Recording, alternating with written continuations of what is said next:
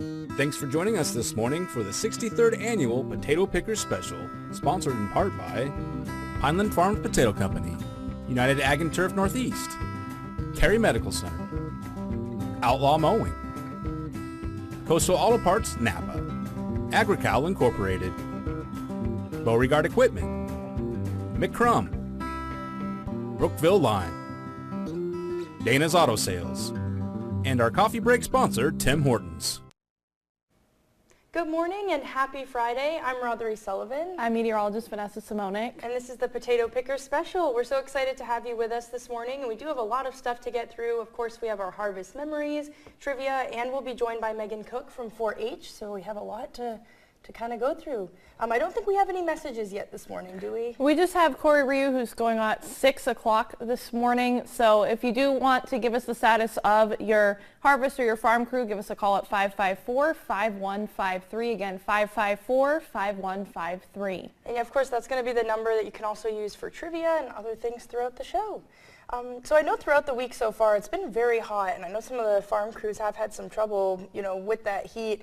What can they kind of expect this morning? Is that heat going to continue? So yesterday afternoon we had a bit of a cold front move over the region, and some of us, not all of us, picking up on isolated showers. It brings us a welcome return to some comfortable air, so I know the farm crews are looking forward to that.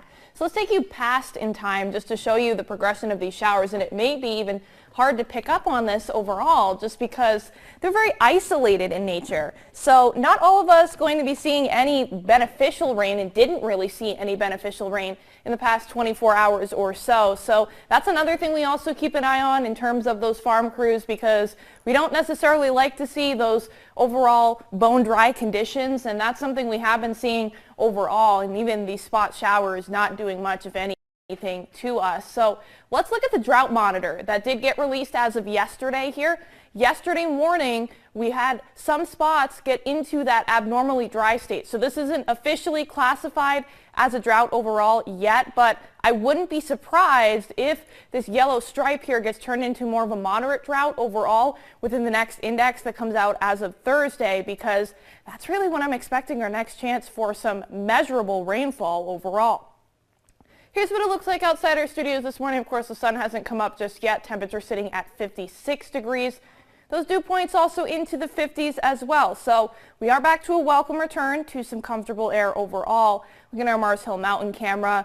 Not much of a difference in southern Aroostook either. We're looking at dew points actually closer to the upper 40s right now. So also dealing with a welcome return to some comfortable cooler air in southern Aroostook as well. Now, compared to the rest of the state of Maine, there are some spots downstate that are still into the 60s as of this morning. Those spots not officially cooling things off quite yet here.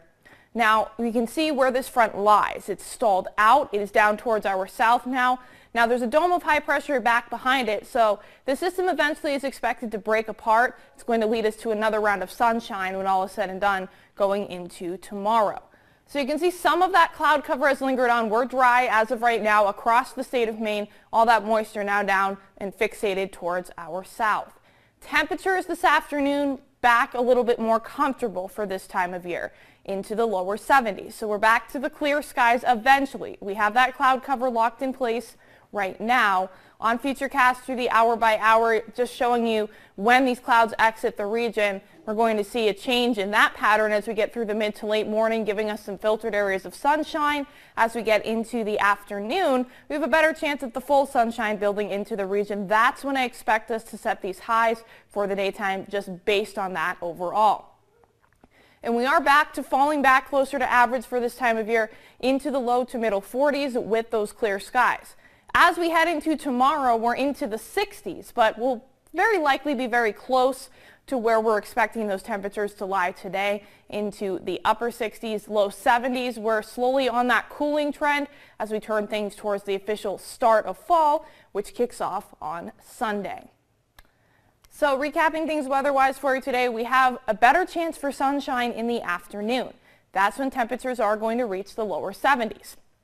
We'll fall back into the 40s this evening with those clear skies. We could see some patchy areas of fog developing as we head into tomorrow. We've got plenty of sunshine. Temperatures eventually going to reach the middle to upper 60s. So if we look at the 8-day forecast here, you will notice we're back to feeling like fall to kick off the official start of fall overall, with those temperatures closer to the middle 60s. And we stay pretty consistently into the 60s as we turn things towards the early work week next week. We have a better chance for sunshine as that dome of high pressure takes control. But like I mentioned before, we are watching for our next chance for some measurable beneficial rain.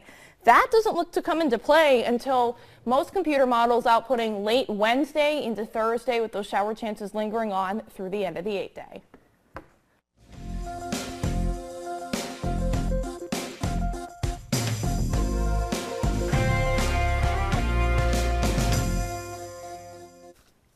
We also have a few more messages that have come through. Bruce Flewelling will be starting at 6 a.m. Hemp Farms will be starting at 6:30 this morning. Scott Kierstead will be starting at 6, and More Farms will be starting on time. So thank you to all of those farm crews for calling in this morning, and those are your updates. And of course, none of this would be possible without our wonderful sponsors here, so we do want to thank them. Of course, Brookville Lime, Dana's Auto Sales Incorporated, Outlaw Mowing, United Ag and Turf Northeast, McCrum, Agricow, Beauregard Equipment Incorporated, Cary Medical Center, Coastal Auto Parts Napa, Pineland Farms, and Tim Hortons. Perfect. So yeah, huge thank you to all of those sponsors. When we come back, we'll be with Megan Cook from 4-H. We'll dive right into a conversation with her. But for now, we're going to take a quick break. We'll see you after this.